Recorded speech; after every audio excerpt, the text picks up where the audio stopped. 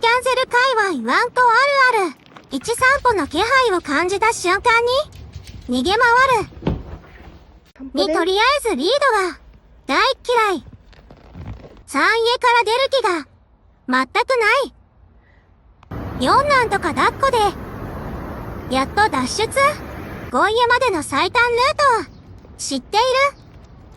お気に入りスポットはクソ長い。エレベーター降りる速さが異常。早く開けろと目で訴えてくる。